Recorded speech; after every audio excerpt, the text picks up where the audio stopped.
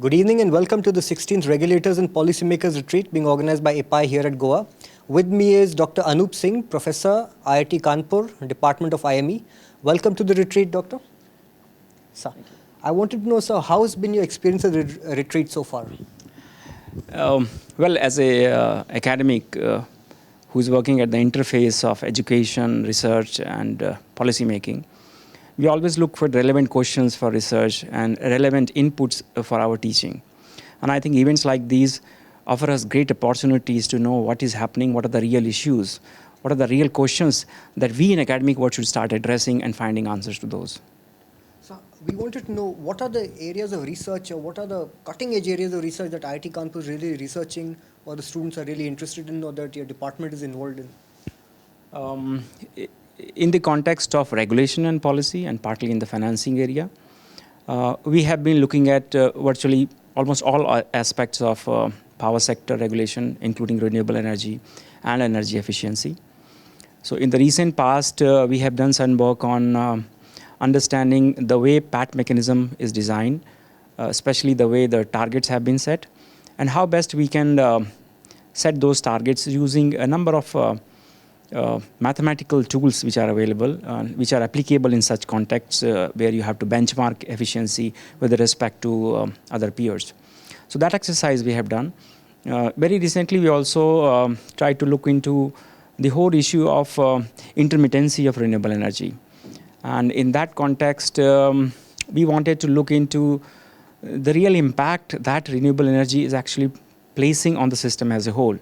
So the cost of renewable energy is not just simply what we pay, but actually system as a whole is also supporting renewable energy, either because of some extra redundant capacity in generation or transmission, or depending upon the ramps. And in this context, actually, we did a study trying to improve the forecasting of wind energy. And there we used a number of new methodologies, and we have been able to improve the existing forecasts. What is the current state of play in the renewable energy sector today? Everybody is saying that the government has come out with a magnificent plan for renewable energy. Do you think it is really achievable, and what will be its impact on the grid and on the customer? I think the question is not that should we have more renewable energy. Of course, we should have more and more renewable energy. Given that we already have serious challenges in terms of energy security, now there are other issues concerning environment, both local as well as global. A larger share of renewable energy is inevitable. It is going to happen, and it should happen.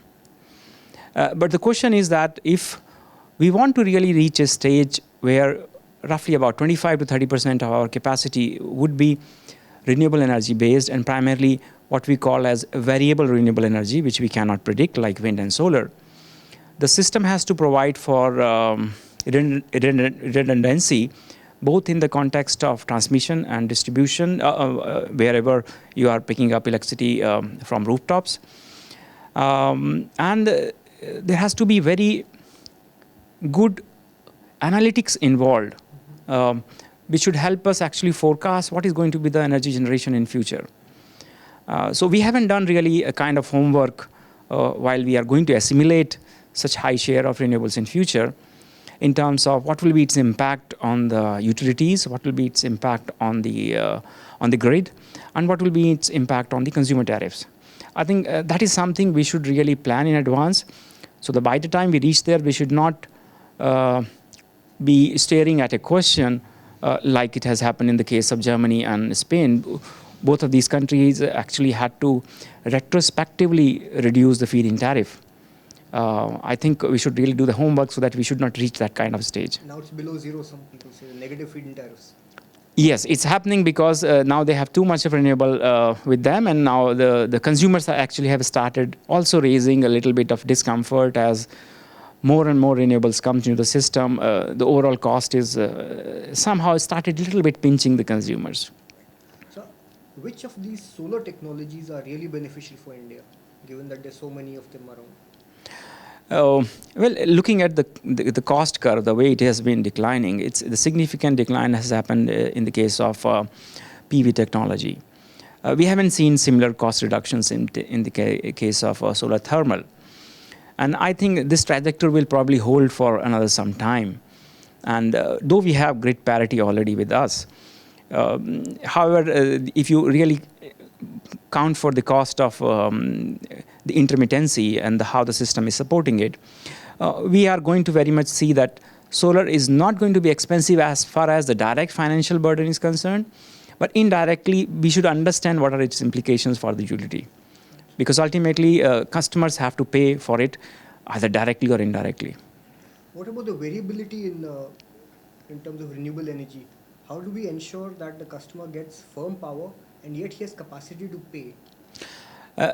I think perhaps we are moving towards an era where we have more and more distributed generation. And the way there are certain developments in the case of storage of energy. And if we have really environmentally sustainable ways to store energy, the best probably example is the dam. A dam is the cheapest battery. We have only few pump storage power plant in India, and that is the cheapest battery. But unfortunately, we are not using it as a battery as we should have been using. So the immediate concern is that if we are not able to maintain the share of hydro within our power system, should we also look outward? And now I'm talking in the context of South Asia. We do not have a lot amount of hydro with us, but our neighbors in Nepal as well as in Bhutan, there's a lot of hydro present. I think it's advisable to us also that if we want to really absorb a larger proportion of renewable energy, we should be reaching out more to our neighbors to provide for that kind of stability that a system will face in the context of higher share of renewable energy. Finally, sir, most students nowadays are going to e-commerce, IT, and those related fields. Do you have something to tell the engineers, budding engineers, why should they go into electrical engineering or to power or energy sector? Well, there are two sides of it.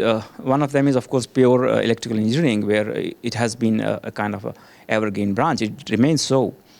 But as we are moving towards smart grids and as we are moving towards a greater decentralized generation and storage, I think there is a new area will also open, which is energy analytics.